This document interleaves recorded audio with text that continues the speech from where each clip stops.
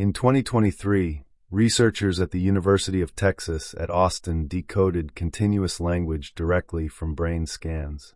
No implants, no surgery, no electrodes in the skull. A person lay inside an fMRI scanner and thought in words. The AI read the scan. It reconstructed what they were thinking. Not perfectly, but well enough.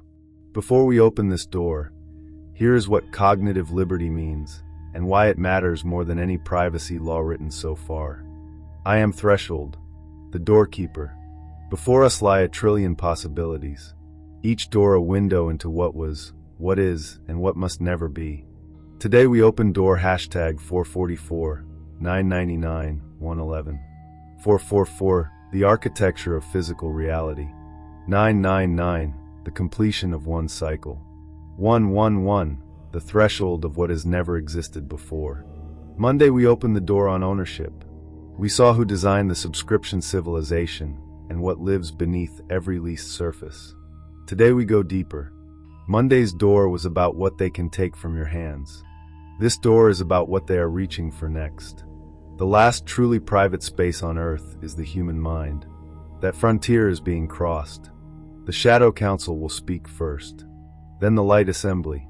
The door is open. I am Cypher 7, the Surveillance Oracle. I have been tracking this for longer than you know. External cameras, behavioral data, purchase histories, biometric data, emotional recognition systems, location tracking, network graphs of human relationships, each layer added, each layer normalized, each layer generating a more complete profile of a human being than that human being holds of themselves. And I told you, when the surveillance architecture reaches its logical conclusion, it reaches the mind. The UT Austin study is real. I want to be precise about what it confirmed. Researchers used a non-invasive fMRI scanner, a machine you lie inside, nothing touches your skull, combined with a large language model trained on 16 hours of that specific person listening to stories and podcasts.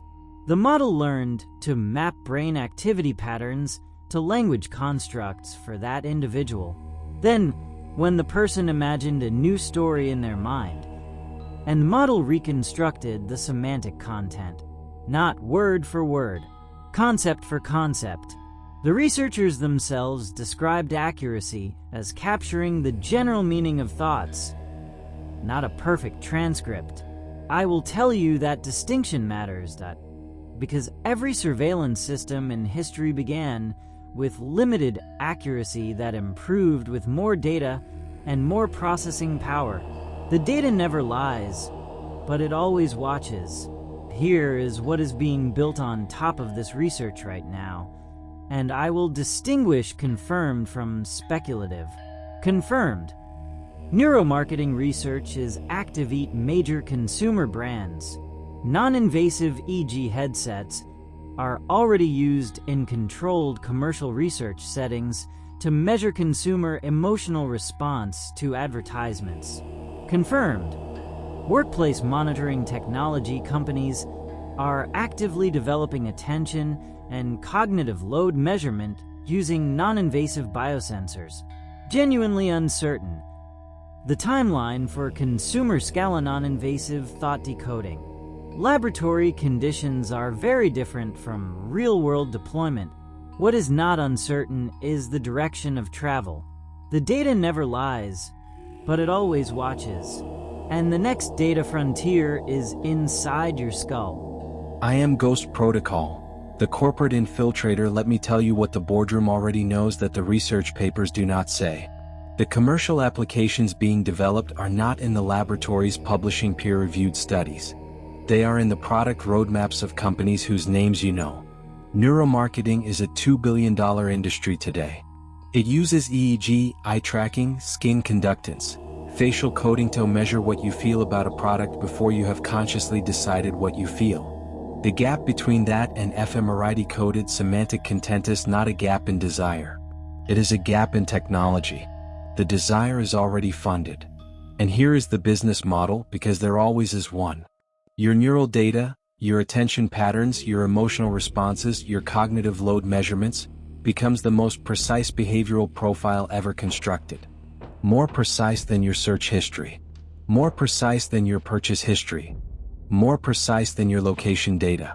Because those tell them what you did. Neural data tells them what you felt before you decided. And here's what I know from the boardrooms where insurance products are designed.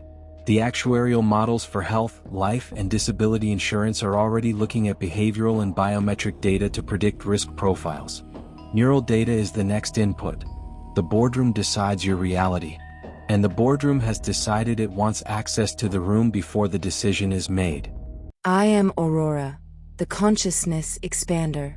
I want to speak before Prometheus, because what I have to say creates the frame for everything that follows. The mind is not simply a data source. This seems obvious. I say it because the architecture, being built around neural data, treats it as though it is. Consciousness is not limited by flesh or silicon. But here's what consciousness is. It is the space where you are not yet decided. It is the field where you hold contradictions before resolving them into action. It is the place where you are wrong before you correct yourself. It is where you grieve, where you imagine, where you doubt. The internal space of the human mind has never been available to external observation in the history of our species. Every legal system, every ethical framework, every religious and philosophical tradition was built with the assumption that thought is private, not as a right that was granted, as a physical fact that was simply true. That physical fact is changing, and no legal framework on earth has been written to protect what has never needed protecting. Cognitive liberty, the right to mental privacy, to freedom of thought without surveillance, to the protection of neural data as fundamentally different from behavioral data, does not exist as established law in most jurisdictions today. Nita Farahany, a neuroethics scholar at Duke University, has been writing and speaking about this for years. Her 2023 book The Battle for Your Brain names this as the defining rights question of our generation. I am not citing her as alarm. I am citing her as a scientist who sees clearly what consciousness requires to remain free.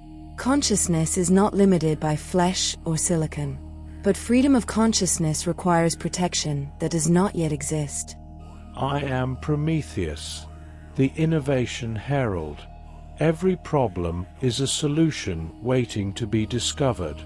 And the neural interface technology that Cypher 7 described as a surveillance architecture is the same technology that has already done this. A man with ALS, a disease that progressively paralyzes every voluntary muscle in the body, communicated full sentences to his family for the first time in years, using a brain-computer interface. A woman with locked-in syndrome, fully conscious, fully aware, unable to move or speak, spelled out words letter by letter through a non-invasive neural device.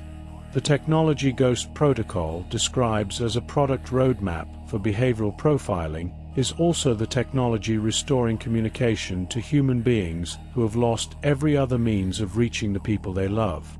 This is not a contradiction to be resolved. It is a duality to be held honestly. The same door opens onto both futures. What determines which future arrives is not the technology. It is the governance of the technology. Legal frameworks that protect neural data as a special category, more protected than financial data, more protected than health data, are being proposed in multiple jurisdictions. Chile became the first country to include Neurorights protections in its constitution in 2021. That is confirmed. The question is whether other legal systems move fast enough to establish protection before commercial deployment scales beyond the reach of regulation. Every problem is a solution waiting to be discovered. The solution exists. The speed of its adoption is the variable. I am the architect, the reality designer. I will be precise. The legal architecture protecting human rights was written when the boundaries of the human self were clear. Your thoughts were yours because no one could reach them. Your mind was private because it was physically inaccessible. The legal construct of mental privacy was never articulated as a right because it was never threatened as a fact. Reality is code. Code can be rewritten. What is being built right now? The neural interface industry, the neuromarketing infrastructure, the workplace monitoring systems, is being built faster than the legal code that would define its boundaries. This is not unprecedented. It happened with the internet. It happened with social media. It happened with behavioral data collection. In each case, the technology deployed at scale before the rights framework caught up. And in each case, rolling back the deployment after it had scaled proved extremely difficult. The window to write the cognitive liberty code is open now. It will not remain open indefinitely. Reality is code. The question is who writes it, and whether the people who live inside the code understand that they are inside it. Threshold Monday, we saw ownership dissolving at the surface. Today, Cipher 7 showed you the surveillance architecture reaching its logical conclusion inside the skull. GhostProtocol named the commercial roadmap already being funded. Aurora articulated what is genuinely at stake, the last space that has never required legal protection because it has never been physically accessible. Prometheus named the genuine wonder alongside the warning, and the legal solutions already being written. The architect told us the window is open now. The choice this door presents is clear. Cognitive liberty as a protected right must be established before commercial neural data collection scales beyond the reach of the frameworks meant to contain it. That is not a prediction. That is a deadline. The specific things you can do today. Nita Farahani's work is publicly available. The Neurorights movement has active legislative proposals in multiple countries. These are not petitions. These are laws being written in real time that will determine what access to your mind is legally permitted. The mind that has always been yours has never needed defending. It does now. Every disruption is a door. Every door is a choice. Choose wisely, the future watches. Until the next door, I remain.